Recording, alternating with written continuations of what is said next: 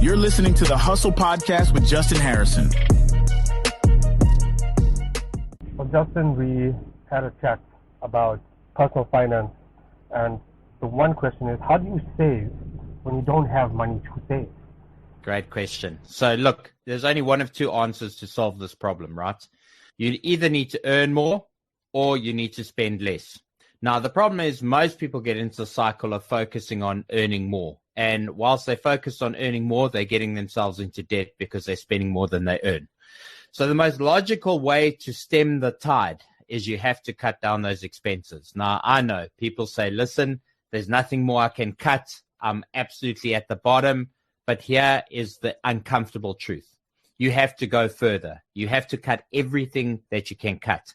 For some people, that might mean you've got to leave your house and you've got to house share with other people. For some people, that means you have to get rid of your car and you've got to live share with people. For some people, that will mean really doing uncomfortable things. This is just the reality. People want a magic answer. People want a magic solution. There is no magic solution here. You have to spend less than you earn. And then you have to figure out how to earn more to get out of this lifestyle that you're in. And what a lot of people don't understand about the journey to financial wealth is that you have to make a lot of sacrifices early on in this journey. And part of that is getting rid of the absolutely unnecessary expenditure. Now, there's a lot of people say, well, I don't have unnecessary expenditure. I'm living with as little as I can already. The uncomfortable part of this conversation is you're just going to have to figure it out because there is no magic bullet. The bottom line is money is like resource, like any other resource, like water out of the tap. If you leave the tap open, the tap is going to run dry. And this is what's happening for most people. So sometimes when I make these comments, people look at me dazed and confused and they don't really understand it, but it's a very simple equation. If you spend more than you earn, you're always going to be in trouble.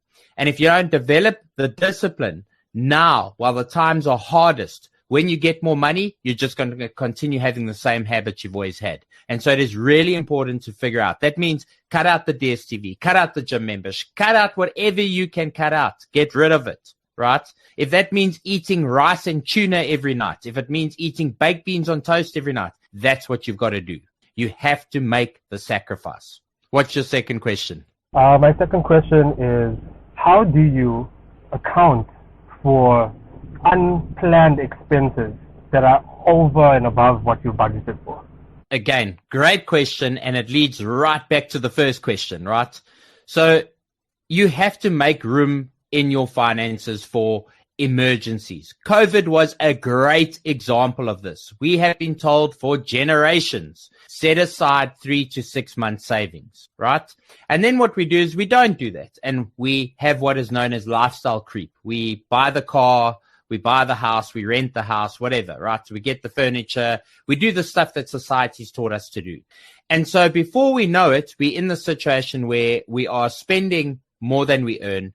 And then, heavens forbid, even if you're budgeting well, you get to a position where, you know, maybe you've just got 10% breathing room in your budget and suddenly a 20% expense comes over and above what you're earning, and now suddenly you're in trouble. So the answer goes back to the first situation. You've got to make sure that you spend less than you earn. You've got to be setting aside savings. So now the magic question is how much, right?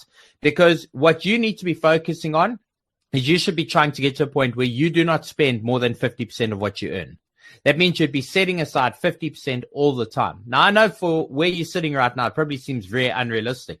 It means you're going to have to go have a hard conversation with yourself, look in the mirror and make some really hard life choices if you want to change the situation that you're in. And then, you know, as for your current situation, the bottom line is when those unexpected expenses come your way, you're going to have to figure out how to deflect them. You're going to have to figure out how to do without it. You're going to have to figure out how to go without. And this is part of the financial journey, Carl, that nobody talks about. Nobody talks about the suffering. The first 5 years towards financial freedom is suffering, right?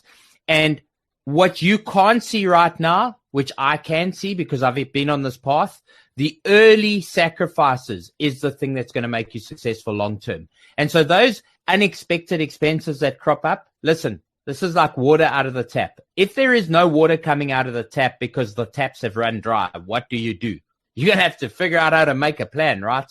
And that's the same thing with your money. You're going to figure out how to hustle. You're going to have to figure out how to maybe barter your time. You're going to have to do things that you never thought you would do. And I was there. I got to a point where I was earning a lot of money. And because of the journey I'd been on, I chose only to spend 10% of what I earned for a very long period in my life. I continued to sleep on the floor. I continued to go without. And I'm so grateful I made those choices early on because that created the momentum. And you don't have to do it forever. So, Carl, this is the other thing. Understand that sacrifice is temporary. But in financial terms, pain is permanent. And if you don't make the choice now to make different choices, you're going to always be stuck in that rut that 99% of the people are, which is not earning enough to keep ahead with the expenses, not having emergency savings so that when unforeseen expenses come, you're sitting in the situation asking yourself those questions. So the first thing you need to do to pull yourself out of the system is to accept and understand that the world that has been put around you in terms of consumerism and consumption and the vehicles we drive and the houses we live in and our aspirations has got nothing to do with your current reality. And if you can go back to walking to work, my advice is walk to work. Ditch the gym membership, get your steps in. I know it sounds like crazy advice, right? But these are the sacrifices you have to make. And when you find the conviction within yourself to understand that you're on the path to financial freedom, these small but very painful sacrifices in the beginning are absolutely meaningless in the next 20 years of your life. But Makes sense? Yeah, it does. It does make sense. So my third question to you, Justin, is I have a side hustle and I try and do multiple things, but however, my main source of income takes a lot of my time. So how do I put aside time to make money in other places? Great question. So I'm a big fan of people side hustling. I'm a great fan of people building up secondary and third forms of income, which is probably going to be my next piece of advice, by the way. You need to figure out how to reduce your expenses and then figure out how to earn extra income. And maybe that is very different from what you're currently doing. Maybe you can do it in the evenings. Maybe you can do it on weekends. Here's the thing, right? If you're not covering expenses, you shouldn't be sitting on your backside on the weekend watching Netflix. You should be up hustling and figuring out how to make money. If that even means picking up a bucket and a sponge and washing cars on a weekend, trust me, hustlers, if you want to succeed, you got to get out there and do things that you thought were outside of your comfort zone that you have to focus in on. So let's talk about the side hustle, right? The bottom line is you have to figure out how to balance things. And this is life. Life is a balancing act. It's, do I take away time from this? Do I take away money from there? How do I balance things? So the first question I have before I answer your question is, your main source of income, is it from self-employment? Is it from being employed? Is it a contract? From being employed. Okay. Now, this is going to be the most controversial piece of advice you've ever heard of in your life. And I say this as somebody who employs thousands of people. And I'm telling you this the same way I tell my own employees. Understand that your job should only consume a set number of hours every day. What they are buying from you is, let's say, 8 to 4 or 8 to 5 during the day.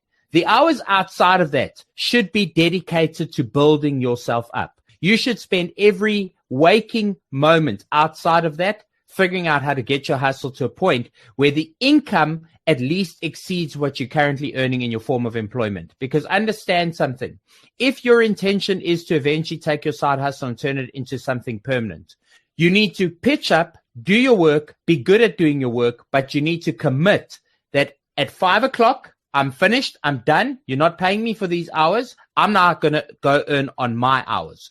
And you need to spend every single waking moment you can. Turn off the TV, turn off the phones, concentrate on your hustle. How do you build that up? How do you grow it? Okay.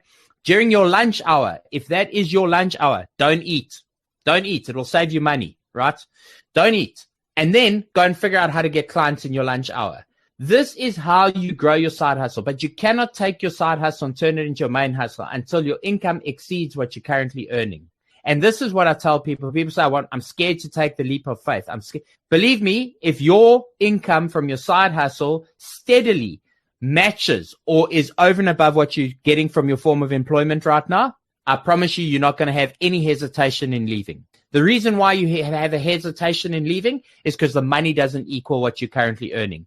And so people risk it all without following the logic, which is The logic is money. Focus on making sure that your side hustle matches on income what you're making from your job. So now think about this realistically. If you're spending 8 hours a day working on your job, you should be spending 8 hours a day working on your own side hustle. Now you're going to say, how is that possible? I'll tell you, it's very easy. When you're hungry, when you're broke, when you're on the path to success, you don't live like a normal person. You should be up at 3 o'clock in the morning and spending 4 hours a day before you go to work on your own business. When you get home, you should be spending the next 4 hours of your day on your business. On the weekends, you should be spending every waking moment on your business. If you are serious about turning your side hustle into a main hustle, you've got to get off your backside. You've got to hustle. You've got to do the things that are uncomfortable. And unfortunately, you don't have the luxury.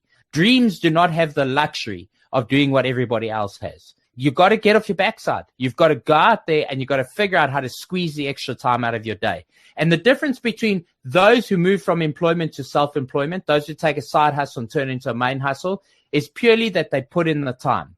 You've got to force the time, you've got to make the time, and you've got to eradicate all forms of distraction. And you have to be very disciplined about not giving more than the time that you're being paid for at work. I get that. Does that make sense? It does make sense. So, to all the hustlers out there, you heard it straight from the horse's mouth. If you want to really make it, if you want to get off your backside and succeed, you've got to get going. And most importantly, you've got to figure out time asset allocation. Your time is an asset. You've got to figure out how to allocate it. Hustlers, if you found value from this episode of the podcast, please make sure that you leave us a rating and review on your favorite podcasting app. And remember to hit that subscribe and follow button so you never miss an episode of the Hustle Podcast. This episode was brought to you by MoneyTribe21.com. If you enjoyed this episode, be sure to follow and subscribe on your favorite podcast platform.